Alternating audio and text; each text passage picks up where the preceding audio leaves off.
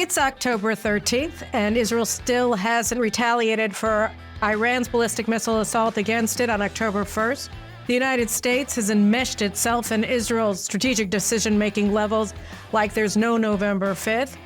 And Israel seems to be escaping from the United States' strategic straitjacket that it's been living under since 2009. I'll have details on all of these things coming up on In Focus.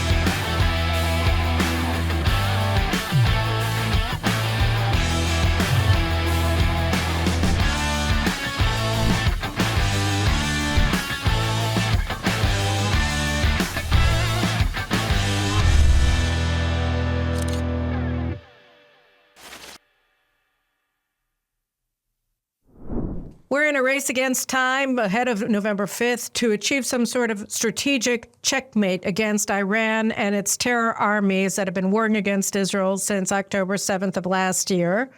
And to this end, Israel's decision-making levels continue to be gripped by the question of how Israel is supposed to retaliate against Iran's massive ballistic missile assault against this country on October 1st. Just to recap, so we remember, Iran launched the largest, I think, ever ballistic missile assault against Israel that day, and it was targeting strategic sites in Israel, according to battle damage estimates that have been carried out by various experts online based on satellite imagery.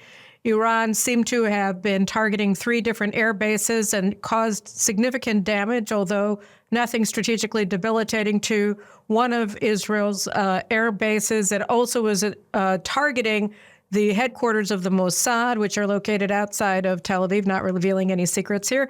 And what actually ended up being attacked was an apartment block in the town of Hod HaSharon, in the Sharon district north of Tel Aviv, and 100 apartments were reportedly harmed during that assault. And this was just a massive ballistic missile barrage. Israel intercepted, apparently, according to news reports, again, about 85% of the missiles that Iran shot against it, but 15% of them got in, and they caused the damage that I mentioned that's been published so far. And I certainly don't have the classified reports about what it actually was able to accomplish. And if I did, I wouldn't be sharing it with you. All the same, this was a massive assault. And there, but by the grace of God and the Arrow interceptor missiles, Israel would have really suffered some significant damage both to strategic sites and to civilian population centers that night. So the question is, what is Israel supposed to do in retaliation? And that question has become sort of the linchpin of the disparity between America's strategic concept for what a post-war Middle East is supposed to look like and what Israel's strategic concept is. I just wrote a long article sort of outlining both sides in JNS that was published today, October 13th, so you can take a look at that if you want some background material on it. But suffice it to say, I want you to watch an interview that Richard Dearlove, who's not known, certainly I never thought of him as a particular supporter of Israel. He was the head of Britain's spy agency, the MI6, between, I think, 1998 and 2004, so under Tony Blair's premiership.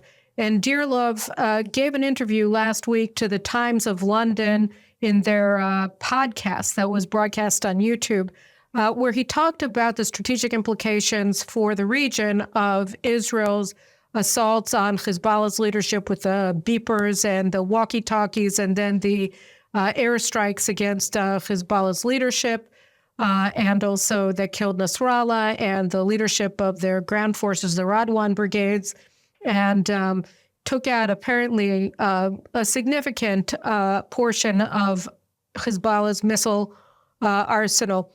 I just want to take you through several of the clips of this interview, to which, if you have time, you should look up and watch, because it's worth seeing the whole thing. It's only like 10 minutes, but I'm only going to show you a few clips. So first of all, the first clip that I want to talk to you about is the one where he's talking about where we were strategically before Israel carried out that unbelievable intelligence operation that removed about 3,000 of Hezbollah's leadership ranks from the war. So we're just going to go to the first clip and what the expectations were related to the war until that happened. So let's just watch that first. Are we on the threshold of something different, or is this just a repetition of the pattern whereby maybe this conflict ends in some sort of partial agreement, partial ceasefire that solves no problems, and then we look ahead and we build up to another major military exchange? However, I'm probably of the view at the moment that something fundamental is changing, and that Israel have, against people's expectations, challenged Iran's policy of fighting and destabilizing the Middle East through its proxies. Okay, and I want to play you a different clip now of what he calls Israel calling Iran's bluff. So let's just go to that clip right now. Israel has realized it's got the capability to call Iran's bluff. And Iran's policy, which has been very effective hitherto, is looking as though it's about to break apart and fail. Okay, so all of this is really interesting. First of all, the source itself is interesting, because if Dearlove is anything, he's sort of the, at least in my view, he's sort of a spokesman for the established wisdom among the chattering classes in foreign affairs and defense communities throughout the Western Europe, the United States, Washington, New York, California, and London. So here he is, sort of the voice of the establishment, saying Israel has fundamentally changed the way that we are supposed to look at the possibilities in the Middle East. That until Israel struck Hezbollah's leadership in such a stunning and astounding way, basically we just went from, one war to another war. Nobody ever really won. We would reach some sort of a deal for a ceasefire, and then Hezbollah or Hamas or Iran would just go back and rebuild and then strike again, and we'd have another war. So that's basically the way that things have been going for the past several decades in the Middle East. And what he's saying is that Israel realized that actually Iran is not as powerful as it was perceived. Hezbollah is not as powerful as everybody perceived it to be. Obviously, Hamas was more powerful than we perceived it to be. Otherwise, it wouldn't have gotten away with October 7th. But that, Israel's operations in Gaza have really destroyed very much a very large proportion, a very large majority of their war fighting capabilities, their terrorist capabilities, their force structure, et cetera. And so they're in a different position strategically by far than they were on October 7th, Hezbollah as well, Iran as well. And so what he's saying is that, we were thinking that this war was going to end in the same kind of stalemate that was just going to lead to another war, much like the ones that we've already seen. But of course, it's always bigger. And now we're thinking, no, actually, Israel's called Iran's bluff, and we may be looking towards a completely different strategic game going forward after the war. And he's also, very desirous of this outcome. He's very supportive of this outcome, that Israel wins. And then when Israel wins, Iran is no longer posing that kind of threat to Israel and to the Sunni Arab world. And by the way, here's just one more clip about how the Sunnis are looking at this, because, we see all the time the Egyptians biting at Israel's heels, the Saudis saying, oh, yeah, don't go after Iran's infrastructure and the oil because we're afraid. The UAE is saying the same thing. And Jordan will pile on to any anti-Israel messaging that anybody wants to adopt at any given moment. And so this is what Richard Dearlove says about how the Sunni Arab states actually are viewing what Israel is accomplishing in Lebanon and more generally. In relation to Iran and its octopus-like web of terror proxy forces all through the regions that, together with Iran, are waging a seven-front war against Israel. So let's just watch this last part. The truth of the matter is that the Egyptians, the Saudis, the Jordanians can't say publicly what they really feel because of the volatility of the Arab street. but they will be cheering Israel on from the sidelines, hoping that at long last, the Arab world, the Sunni Arab world, not the Shia Arab world, is coming to terms with the massive destabilization that has been caused by Iran over the last 15, 20 years. This is really interesting. Again, I mean, this almost sounds like, I mean, it definitely sounds like something that I say and that, Israeli officials would say, and defenders of Israel say, look, the Saudis may be griping publicly, but privately they're absolutely thrilled with what Israel is accomplishing in Lebanon. And by the way, I don't know who he's speaking to, but I know from basically one degree of separation conversations that Saudi and other Arab leaders are having with common friends, common colleagues, that in fact what he said is true, that the Saudis are overjoyed by what Israel is accomplishing, and they absolutely want us to keep our foot on the gas pedal. Same with the UAE. I don't know about Egypt. I haven't heard from my colleagues about that, but certainly the Saudis and the UAE are thrilled with what's happening, and that's important because, again, you have this whole double talk in the Middle East where people will say one thing to Westerners. And this is one final clip that I want to show of Dear Love. I may want to show another one later, but here, one more clip, because the interviewers say to him, but what about the Palestinians? How is it possible that the Arabs are so happy with Netanyahu and what the Netanyahu government is achieving and what the Israeli military is achieving under Netanyahu, because Netanyahu says absolutely he doesn't want a Palestinian state. And so just a quick taste of what Dear Love says about that. And for the Sunni Arab world, the first issue is more important, which is the conflict between Sunni and Shia Islam. And they are looking at a resolution to that problem before they look at a resolution to the Palestinian problem. And it's quite clear that there was momentum within that contest through the Abraham Accords to a solution to the Palestinian problem, probably not acceptable to the Palestinians, I agree, and the Palestinians are the victims in this, but an accord which was certainly of strong interest and support to a large chunk of the Sunni world. The fundamentals here are that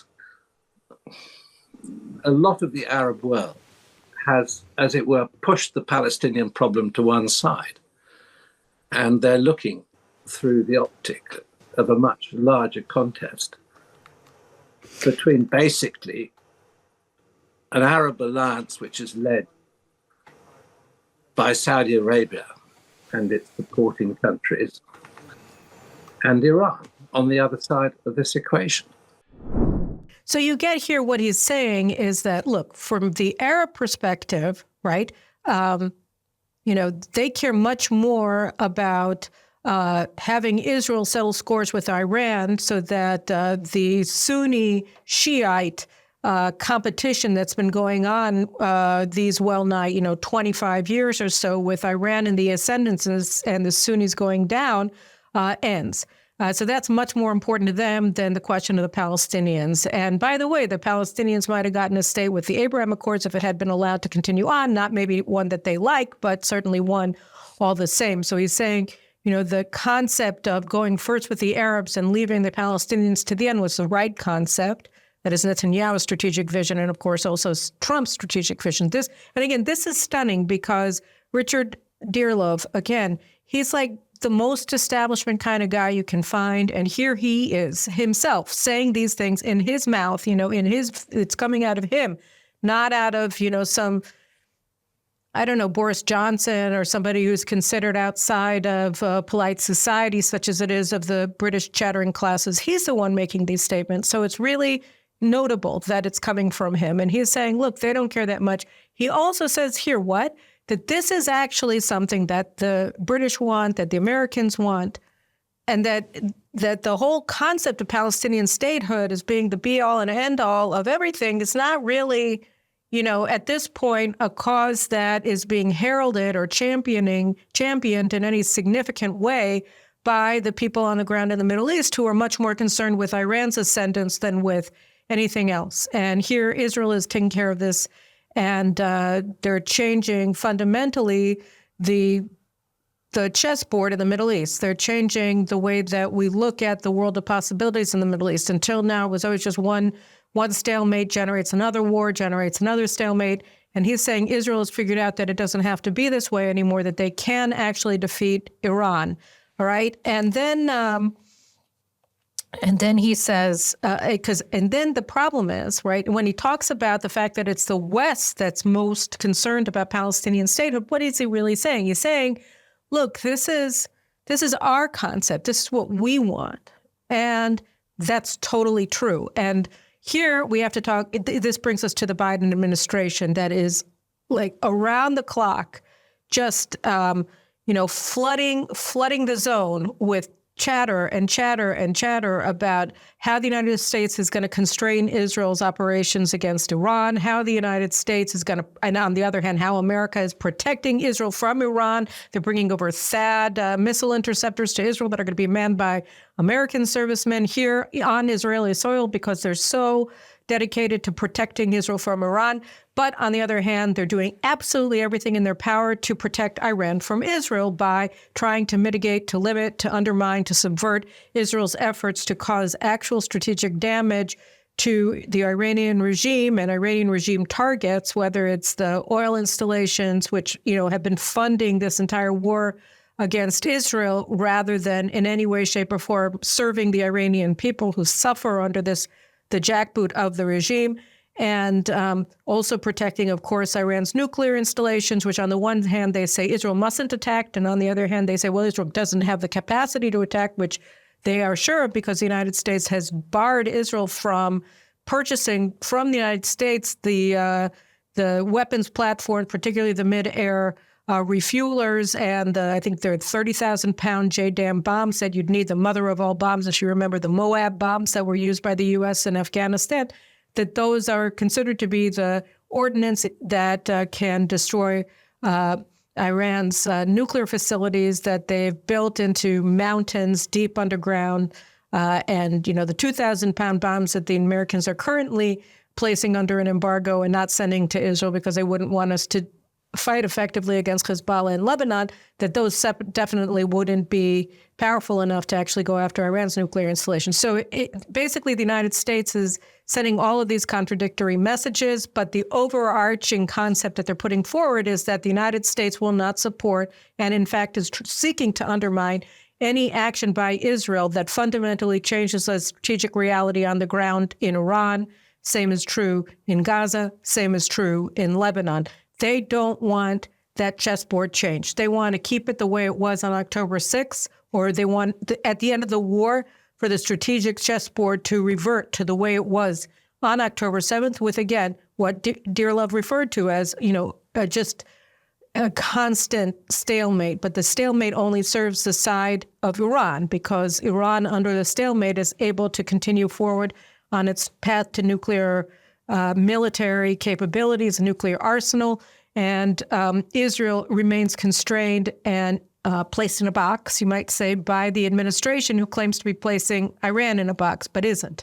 So that the status quo, as it stood on October 6th, was actually working, as we saw on October 7th, to benefit Iran's proxies in Iran and to undermine Israel and the Sunni Arabs and their ability to protect themselves from Iran and from their terror proxies. So that's what he's saying. And now what's happened over the past, couple of weeks, starting on September 30th and then I think on October 8th, Prime Minister Netanyahu put out two video messages, the first one to the Iranian people and the second one to the people of Lebanon, where he set out what a new strategic chessboard would look like. What is Israel's day after plan for the region? How does Israel conceive of its victory? What would it look like for the people in the region, to the people who live in the countries that the Iranian regime is directing the war against Israel from, first and foremost, Iran, and then Lebanon. So Netanyahu, in both video addresses, said, look, what we're doing is we're taking action that is undermining their ability not only to continue to make war against us, but to repress you. So I just want to play you a clip of what he said to the people of Lebanon, because this is, I think, a key to understanding Israel's game here. So here, let's just play this one clip. Israel has a right to defend itself. Israel also has a right to win, and Israel will win. We've degraded Hezbollah's capabilities. We took out thousands of terrorists, including Nasrallah himself, and Nasrallah's replacement, and the replacement of his replacement. Today, Hezbollah is weaker than it's been for many, many years. Now you, the Lebanese people, you stand at a significant crossroads. It is your choice. You can now take back your country. You can return it to a path of peace and prosperity. What Netanyahu says is, look, we've enfeebled Hezbollah. No, we haven't wiped them out. But until now, and earlier on in his speech, he said, look, Lebanon isn't a country. It's a forward operating base for Iran. And you have been captive. You have been taken captive by Iran. He said Israel pulled out of Lebanon 25 years ago. And since then, you've been occupied not by Israel, but by Iran, which is true because Hezbollah claimed victory when Ehud Barak pulled Israeli forces out of our security zone in South Lebanon. And Hezbollah obviously declared victory. They said they were the first Islamic force that was able to actually force Israel by force of arms out of territory. And that actually inspired Yasser Arafat to launch his massive jihad against Israel just a few months later, beginning in October of 2000. And so Hassan Nasrallah he was perceived as a victor in the pan-Islamic jihad against the Jews because of the way that his terrorism against Israel and his guerrilla war against IDF forces in the security zone during the 1990s had led to the demoralization of the left in Israel in particular, and they were able to compel Prime Minister Barak at the time to agree to their harebrained concept that if Israel withdrew from Lebanon, then Hezbollah would be happy and they would transform themselves into just a normal political party and integrate into the Lebanese state, and everything would be fine because they're a minority in the Lebanese state, and we would win. When in fact we left, Hezbollah was perceived by everybody as the reason for the crushing of the occupation of the Zionists of the Jews, and they were empowered and over a period of I would say 5 years, and 5 years after that, they murdered Rafik al-Hariri, the prime minister of Lebanon, who was trying to force them to dismantle their militia and failed. And so they murdered him. And then they launched the war against Israel in 2006. And by that point, the Lebanese armed forces were already acting as auxiliaries for Hezbollah. Then in 2007, they won the parliamentary elections. And in 2008, they took over the Lebanese airport against the Lebanese military. It was sort of a mini coup.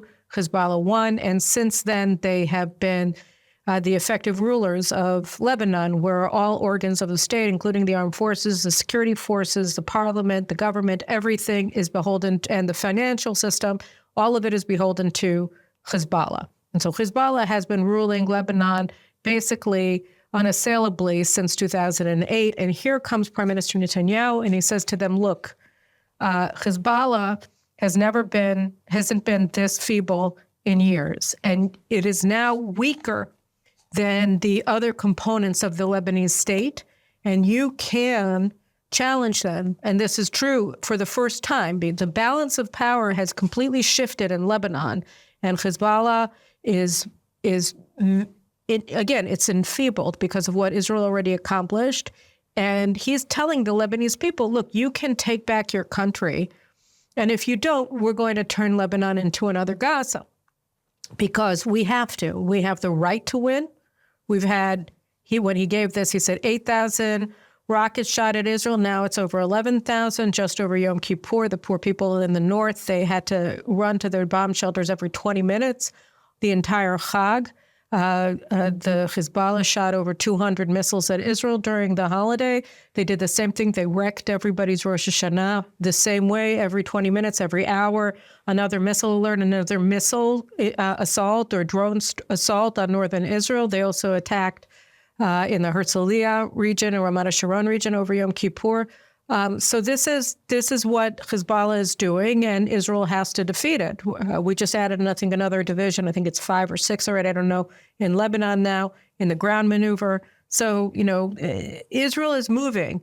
And if the Lebanese don't want to see their country completely devastated, then they're going to have, then Israel is giving them the opportunity, oust Hezbollah from power, dismantle the Hezbollah militias. And we're starting to hear voices inside of Lebanon that are agreeing with Israel. So, for instance, Samir Jaja, who's all of these people have been around like since the 80s or whatever. So Samir Jaja was the head of one of the Christian militias in Lebanon in the 80s and the 90s, and he sort of went into politics. And so he's the head of this Christian party, this Maronite Christian party in the parliament. And the Maronites were some of the first people after 2000 who kind of subordinated themselves to Hezbollah because they saw that Hezbollah was the most powerful force in the country. And so they've had a lot of open cooperation between the Christians and Hezbollah in the decades that have passed. And here's Samir Jaja saying, look,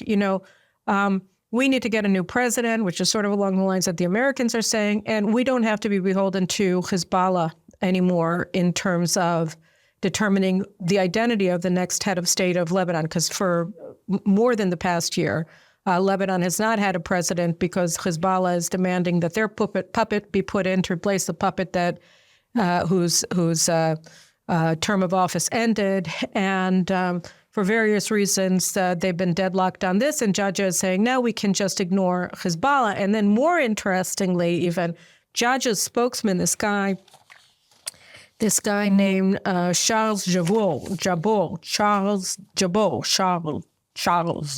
Anyway, he's the head. He's like Jaja's spokesman, and he gave this interview on MTV, the Lebanese broadcaster, yesterday, where he said that the non-enforcement of UN Security Council Resolution 1559, which was passed in 2004, was sort of the mother of all of Lebanon's problems. And just for background, so 2004, the UN passes this 1559 resolution, which says that all of the militia operating in Lebanon have to be dismantled, and just because the UN is cowardly and just sort of anti-Israel, so they didn't mention Hezbollah by name, but everybody understood that the resolution itself was directed against Hezbollah, and it was directing Hezbollah to be dismantled. Like, who's going to do it? Was supposed to be, the Hariri government, the Lebanese armed forces that were supposed to be undertaking the dismantlement of Hezbollah, and it was not enforced. And so what he says here is that the non-enforcement of 1559 and the 1559 called for respect for Lebanon's sovereignty and independence and the dismantling of militia, first and foremost Hezbollah. Its non-enforcement, he said, led to the death of more than 100,000 Lebanese over the past 20 years. So he's saying that by not dismantling Hezbollah, 100,000 Lebanese have died. So this is a big deal. And then he said, and it's led not only to the death of 100,000 Lebanese, but also to the destruction of the country. And he says, he added in this interview, the narrative of the resistance has been crushed. Who crushed it? Israel. He didn't say, but he's saying the narrative of the resistance has been crushed. And so the time has come for the idea of the sovereign country of Lebanon to return. Now, are we supposed to take him seriously? We're supposed to take him seriously in the sense that the Lebanese are listening to Netanyahu. They're seeing the enfeeblement of Hezbollah, right? That they are in distress, that they are in spiritual distress, that they have been humiliated, both from a spiritual level. They're no longer seen as the inevitable and invincible soldiers of Allah, but rather they're being They're being brought low and humiliated by Israel. And here I just want to show you a short clip of these Hezbollah commanders who were wounded in the beeper and the walkie-talkie intelligence operations, going and visiting the tomb of a Shiite saint in Iran. Just watch this for 1 second.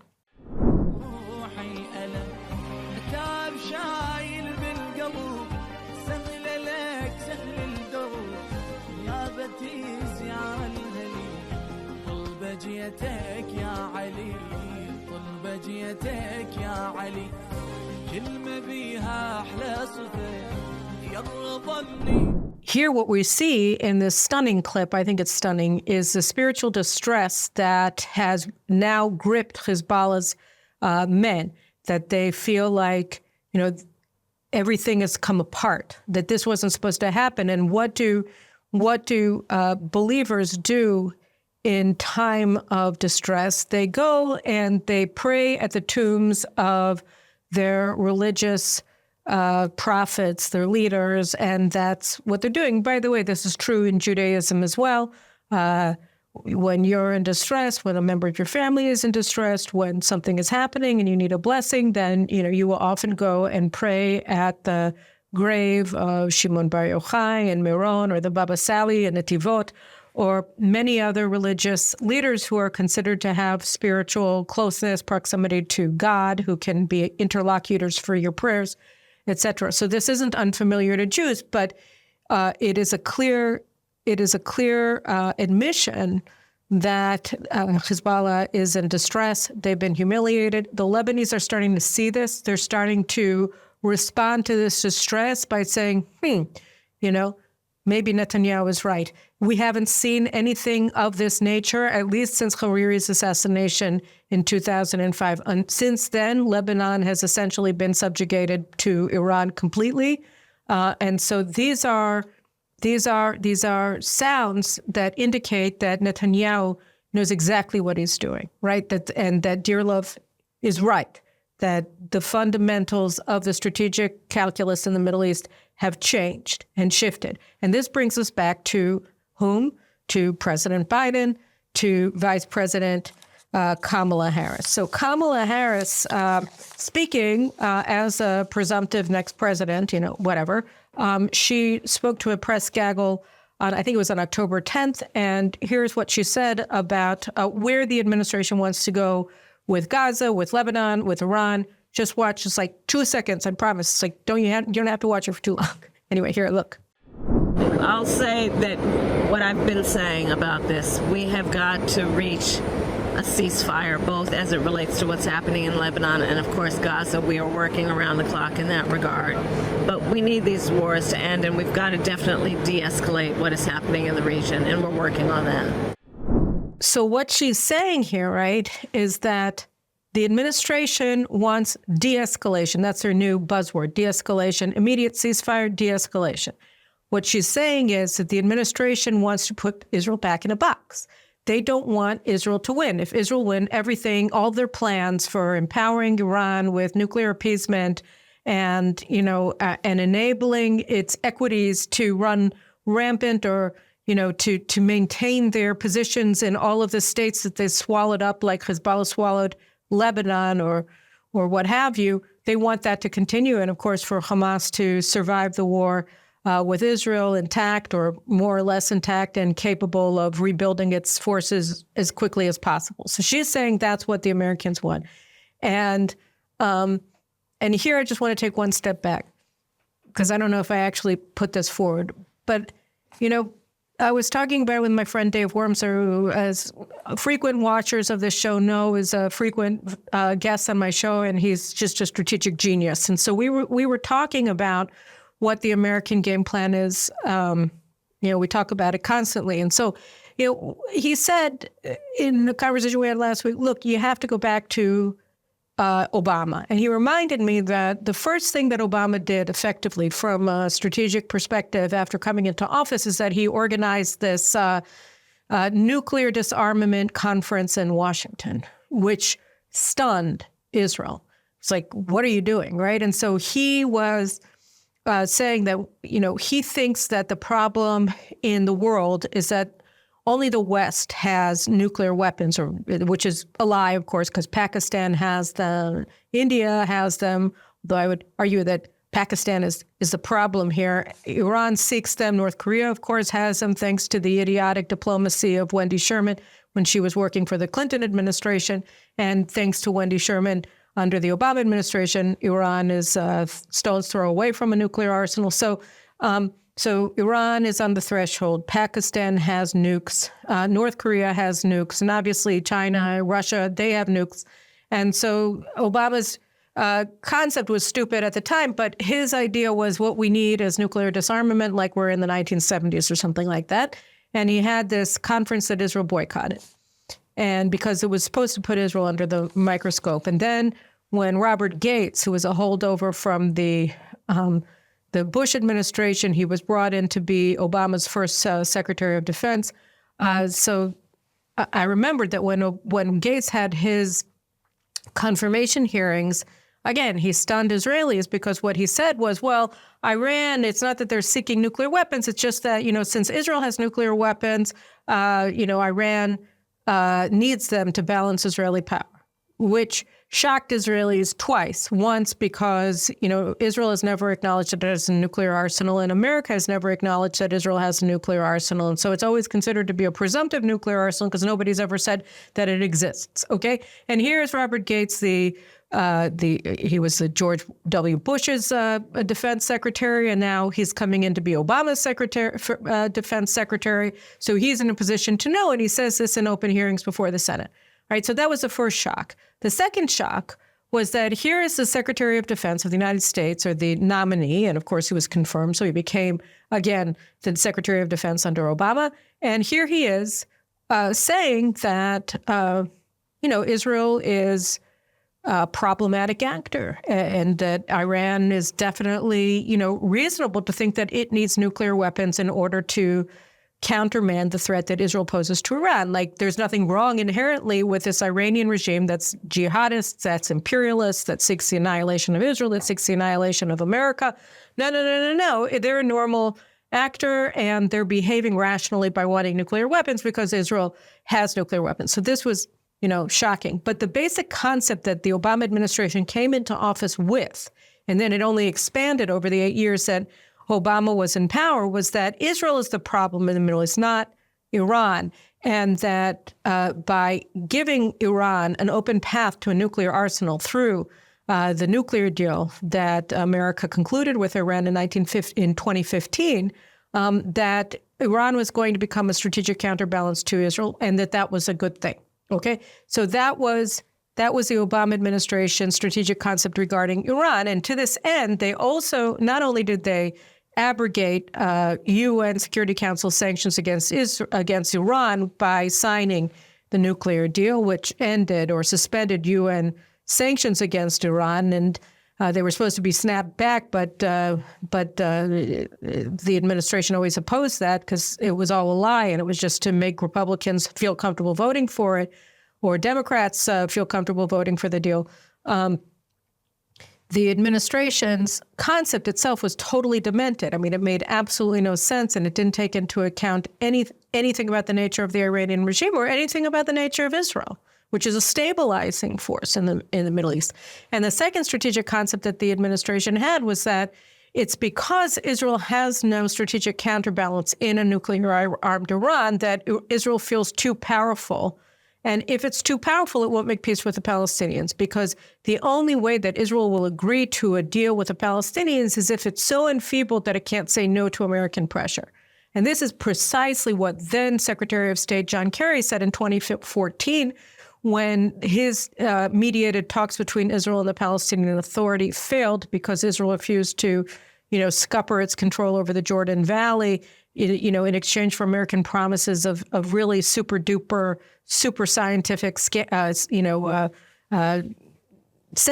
that were going to protect us from an Eastern invasion because he said so. So, that fell through, and he, along with Martin Indig, blamed the whole failure on Israel. Israel was at fault. It was all Israel's fault. And the reason why Israel didn't agree to this deal that would have made it indefensible is because Israel is too powerful. And so and then Kerry was the lead negotiator of the nuclear deal with Iran, which was supposed to enfeeble Israel strategically, so that everything was linked, right? Because Israel was supposed to be balanced by Iran, and Israel, by being balanced by Iran, would become completely dependent on the United States for protection, like, again, the THAAD missiles that they're supposed to be putting here to protect us from Iran. And in order to secure American strategic protection from an Iran that is nuclear because of American foreign policy, Israel was going to be compelled to make concessions to the Palestinians that endangered it from a conventional perspective by establishing a Palestinian terror state in its heartland, including in its capital city, Jerusalem, and in Judea and Samaria. So that was the Obama concept. Trump totally abandoned it and decided to rebuild America's alliance structure by first and foremost recognizing Jerusalem as Israel's capital and moving the embassy to Jerusalem. And that standing with Israel and realigning the United States back with Israel and the Sunni Arabs was what engendered the strategic environment that allowed the Abraham Accords to be carried out, and the sublimation, the subordination of the Palestinian conflict with Israel to the Arab-Israeli conflict. So end the Arab-Israeli conflict, and then the Palestinians will either agree to a deal or they won't, but nobody will care really. And so that was the Trump doctrine: stand with your allies against your enemies. The Obama doctrine was stand with your enemies in order to screw your allies. And as soon as Joe Biden came into office, he reverted to the Obama strategy. And that's a strategy that we see playing out in Gaza, in Lebanon, in Iran, which is that we want to maintain the strategic concept of Obama, that Iran retains its economic, its financial capacity by non-enforcement of U.S. economic sanctions against Iran. They've made $144 billion in oil profits since 2021 due to U.S. non-enforcement of its oil sanctions against Iran. For instance, that was the financial basis of the war that Iran has been waging through its proxies and directly against Israel for the past year. So that was one aspect. Continued nuclear diplomacy with Iran, which has led, according to Tony Blinken, to Iran being a week or two away from achieving independent nuclear capability. Okay, so that's where they are. And in Lebanon, Hezbollah is in charge. In Gaza, Hamas is in charge. The United States wants to put a fig leaf of the Palestinian Authority over Hamas and then use that end state of the war as a means to coerce Israel into agreeing to a Palestinian state, not only in Gaza, but in Judea and Samaria and Jerusalem. So that remains the strategic concept the United States embraces under Biden and under Kamala Harris. This is where they want to go. And as a result, they've been pushing for an immediate ceasefire since October 7th, really, with Hamas and with Lebanon and with Iran vis-a-vis the much delayed Israeli strike against Iran. What you keep seeing is American messaging that says Israel, A, doesn't have the capacity to do anything serious against Iran, and B, the United States totally opposes anything that Israel would do against Iran, and C, the United States is not going to be dragged into a regional war because of Israeli adventurism that it can't actually cover, right? A bounced check by Israel against Iran that's going to lead to a regional war. Of course, we're in a regional war and have been in a regional war since October 7th, but that's the American messaging. And so out comes Ms. Kamala and says that she wants de-escalation and an immediate ceasefire. And by the way, you had the CIA director completely apropos of nothing saying that, Iran doesn't even want a nuclear weapon. That was what he said last week because whatever. Anyway, so that's what they're doing. And that leads us back to Israel. So you see Jaja and his people. You have similar voices in Gaza that are coming out. They're not that strong, but calling for an unconditional release of all of the hostages so that Israel will stop its bombing of Gaza. You're seeing, heartbreaking videos. I saw a video of a little toddler boy digging a hole in Gaza, trying to look for Sinwar, saying Sinwar, Sinwar. Everybody's dead. When are you going to get back the hostages? Sort of interesting. I hope that little boy's okay. But there's a sense of brokenness among the people of Gaza, of the Palestinians. Gee, this didn't really work out that well. We still think October 7th was great. We're still proud of ourselves as Palestinians. We still hate the Jews, but look, this didn't work out really well. We really have to make some sort of a deal. Let's get rid of the hostages, etc. So you're seeing that. You're seeing the Lebanese start to make the noises. And of course, in Iran, you have a regime that's rejected by 80-90% of Iranians who are just dying to take over. So they're waiting for a strategic strike against the regime that's going to enable them to then oust it from power. And the Americans are like Hans Brinker, putting their finger into the dike, saying, no, stop. We don't want anything to happen. But things have already happened, and things have already changed. And that brings us back to the countdown to November 5th. Israel has this time. We have like 23 days now. It's Sunday, October 13th, 23 days until Tuesday, November 5th. And Israel has this time. I'd say we squandered, I don't want to say squandered, but, it's been 13 days since we were attacked by Iran. And, time is of the essence. The further along we get in the strategic inevitability, the perception of strategic inevitability of Israeli victory, the kind of thing that Richard Dearlove was talking about in his interview with the Times radio or whatever their podcast, the more inevitable it will be, so that nothing engenders success better than success. If Israel is able to take out strategic targets, and I don't know what they have to be. I don't even want to talk about oil or bases I don't know. But I mean, they're just as our beepers against Hezbollah's mid and senior leadership took out, that was a strategic strike against Hezbollah with extraordinary implications for the future. So that's the sort of thing that we have to start looking for, expecting in Iran. And I don't know what form it will take, or even, if it'll be an airstrike, who knows. But the point is that we have to maintain this forward momentum or we're going to lose it. And then we'll lose people like Dearlove. And I saw that David Petraeus also, gave an interview to the same effect last week. We're going to lose that momentum. We're going to lose that sense of inevitability of Israeli victory. And then all of the people who are starting to get really excited in Saudi and UAE and London and Washington are going to, curl back into their fetal position. And the Obama wing of the Democratic Party, which controls the Democratic Party, is going to spring into action. And they have nearly 3 months to do that between November 6th and January 20th, regardless of who wins. So I think, time is really of the essence, is what I'm saying. I believe that Israel turned a corner when you look at Prime Minister Netanyahu's statements, and he's been very careful not to say too much recently, unlike his motor-mouth Defense Minister Yoav Gallant. But all the same, the strategic messaging has been good. It's been clear. It's been saying the day after is a day after dominated by regional peace under an Israeli security umbrella, as opposed to an Iranian nuclear and terrorist system that goes out throughout the region and threatens everybody. So I think, we are there. We're on our way to victory. And really what stands between, as Richard Dearlove said, what stands between Israel and victory is the United States. And the question is Israel going to be able to, bridge this obstacle? Are we going to be able to get past it or not? I think that the smart money is on, yes, we didn't get this far in order to shrink away at the moment of decision. So those are my thoughts for today. And I don't know if we're going to have time for another In Focus before our next holiday, Sukkot. So I'll try. And if not, then I'll see you next week. Take care.